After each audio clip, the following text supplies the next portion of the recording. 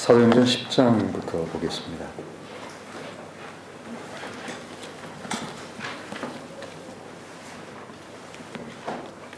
지난 한 3, 4주 전 정도까지 그 정도 그런 컨디션이라면 참 힘들었을 것 같아요. 지난주에 이제 제가 말씀드렸고, 그 지난주 또 지지난주 두 주, 지금부터 3주 전부터는 제가 말씀 교제를 안 했어요. 몸이 상당히 안 좋았기 때문에 제가 할 수가 없었고, 오는 주는 이제 다음 주는 9월 첫째 주는 그 이한 형제님께서 로마서를 좀 빨리 그 말씀 증거를 끝내고 싶어 하셔가지고 제가 그 마무리를 이렇게 하실 수 있도록 이렇게 했습니다.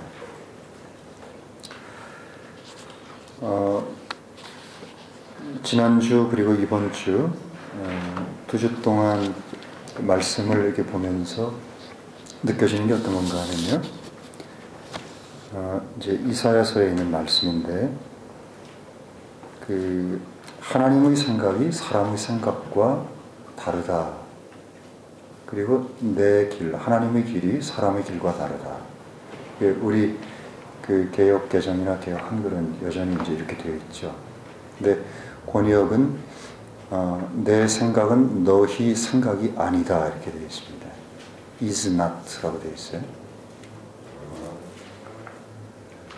내 생각은 너희 생각이 아니고 또 내 길은 너희 길이 아니다. 이게 아닌 것하고 다른 것하고 비슷한 것 같은데 실은 이게 완전히 차이가 납니다. 다르면 고치면 됩니다. 근데 애초부터 아닌 건 아닌 겁니다. 그 한 두 주 동안에 계속 이 말씀이 오랫동안 많이 남았습니다. 하나님의 방법은 사람의 방법이 아니라는 거예요. 하나님의 생각은 사람의 생각이 아닙니다. 사람은 이렇게 생각합니다. 근데 하나님은 그렇게 생각하지 않습니다. 그걸 우리가 어디서 봤죠? 열왕기상 18, 19장에 엘리야를 통해서 우리는 선명하게 봤습니다. 엘리야 하면 아마 사람 중에서 가장 탁월한 부류에 들어가는 사람일 겁니다. 그는 대언자 중에 대언자입니다. 그리고 하나님과 아주 깊은 그런 친밀한 교제를 한 사람이었을 겁니다. 그는 기도의 대가였습니다. 우리가 보통 성경에서 기도의 대가를 이렇게 이름 지을 때 세 명이 나옵니다. 다니엘, 그리고 엘리야, 또 누구죠? 욥. 예. 그들이 있을지라도 나는 바꾸지 않겠다. 주님께서 그런 말씀들을 에스겔서에서 하시는 것 같아요. 그만큼 친밀한 교제를 했음에도 불구하고 엘리야는 하나님이 어떻게 사람을 다루시고 어떻게 사람을 구원해내시고 어떻게 하나님의 길을 거르시고 이끌어 가시는지 그것을 알지 못했습니다. 그래서 그는 자살 충동을 느꼈고, 그리고 자기에게 맡겨지고 하나님이 보내신 그 사역지를 떠나서 그 호렙산으로 기어들어갔던 것입니다. 근데 거기서 하나님이 중요한 말씀을 하십니다. 내가 바알에게 절하지 않고 입맞추지 않은 7,000인을 남겨두었다라고 말씀하십니다. 전 이 말씀이 아주 굉장히 충격적이었습니다. 하나님은 지금도 마찬가지입니다.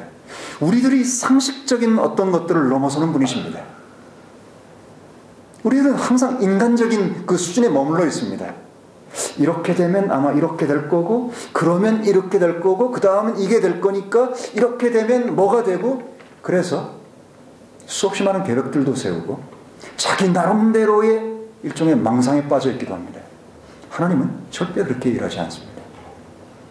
우리는 성경을 통해서, 성경의 실패건 성경에 나오는 인물이 성공이건 그것을 통해서 배워야 됩니다.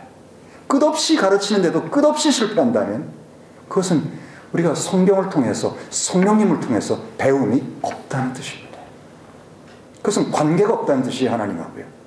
하나님 말씀과 상관이 없다는 뜻이에요. 여전히 따로 노는 거니까요. 만약에 우리 안에 알아들을 수 있는 귀가 있고 그것들을 볼 수 있는 눈이 있고 그것들을 이해할 수 있는 영적인 이해력이 있다면 그것은 계속적으로 끝없이 반복되지 않습니다. 아마 오늘 이 말씀도 역시 하나님이 어떻게 사람과 다른지를 우리들에게 보여주시는 말씀들입니다. 자, 사도행전 10장을 보면요. 사도행전 10장으로부터 거꾸로 한번 거슬러 올라가 보겠습니다. 10장에 보면 코르넬리우스라고 하는 한 분이 나옵니다. 코르넬리우스. 이 코르넬리우스라고 하는 분은 대단한 분이죠. 자, 우리 10장을 한번 보죠. 10장 2절. 다 읽으셨으니까 읽으신 전제하에서 말씀드립니다. 그를 뭐라고 소개하는가 하면 He is a devout man 이라고 합니다. 그건 경건한 사람입니다. 여기 나오는 이게 경건입니다.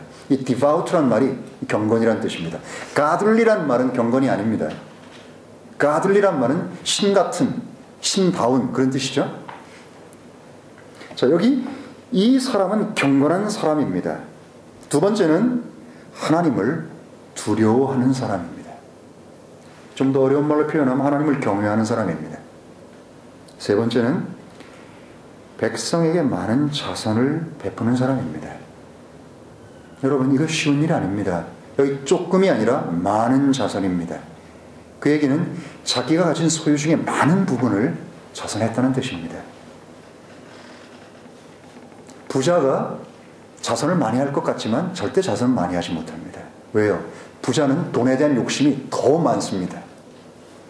부자 중에 돈에 대한 욕심이 가난한 사람보다 적은 사람을 거의 볼 수가 없습니다. 그랬기 때문에 그들은 부자가 된 겁니다. 간혹 부자 중에 아주 드물게 그들이 병들지 않고 어떤 일이 없을 때 도와주는 일을 합니다. 그리고 또 아주 간혹 그들이 불치병에 걸렸거나 인생에 중대한 어떤 문제가 생겼을 때 돈에 대한 것들을 좀 풀어놓는 그런 일들이 있지만 사람들은 돈이 굉장히 중요하기 때문에 자선한다는 것은 쉬운 일이 아닙니다. 네 번째로 그는 하나님께 항상 기도하는 사람이었습니다. 자선보다 더 어려운 게 뭔지 아십니까, 여러분? 하나님께 기도하는 것입니다. 어떻게 해요? 항상 기도하는 것이요. 하나님께 기도하는 것보다 여러분 신앙생활하면서 제일 어려운 게 어떤 것입니까? 말씀 읽는 겁니까? 말씀대로 사는 겁니까? 말씀을 이해하는 것입니까? 여러분 어떤 것입니까? 저는 제일 어려운 것이 항상 기도하는 것이라고 저는 생각합니다. 기도만큼 어려운 것이 없습니다. 기도는 이것은 보통 그런 믿음을 가지고는 하기가 어렵습니다. 제일 소홀히 하기 쉬운 게 뭔지 아십니까? 말씀은 잘 읽습니다. 말씀을 연구도 잘합니다. 말씀을 가르치기도 잘합니다. 그러나 제일 많이 실패하는 게 뭔지 아십니까? 제일 많이 사람들이 영적으로 취약하고 왜 영적으로 그렇게 비실비실하고 왜 그렇게 영적인 총명함이 없고 왜 그렇습니까? 왜 사람이 변화되지 않습니까? 그것은 기도 때문입니다. 기도하지 않기 때문에. 보나 안 보나 여기 모인 우리들 가운데 가장 취약한 것은 기도일 겁니다. 여러분 기도하지 않는 사람은요 사탄이 근처에 오지도 않습니다. 필요가 없어요. 가봐야 뭐 건드리거나 할 필요가 없어요. 그냥 가만히 내버려 두면 됩니다. 그러나 사탄이 가장 두려워하는 것은 사람들이 기도하기 시작하는 겁니다. 여러분 사람들이요 자기의 욕망 때문에 기도할 때 사탄은 꼼짝도 안 합니다. 뭘 해주시고 뭘 도와주시고 뭘 축복해 주셔가지고 우리 자식이 뭐 어떻게 되게 해주시고 하는 걸 사탄이 근처도 안 갑니다. 왜요? 필요가 없거든요. 그런 거에는 사탄은 귀신보다 뛰어난 존재이기 때문에 귀신같이 잘합니다. 그러나 언제 사탄이 두려워하는 줄 아십니까? 하나님의 마음을 헤아려서 하나님의 뜻대로 나를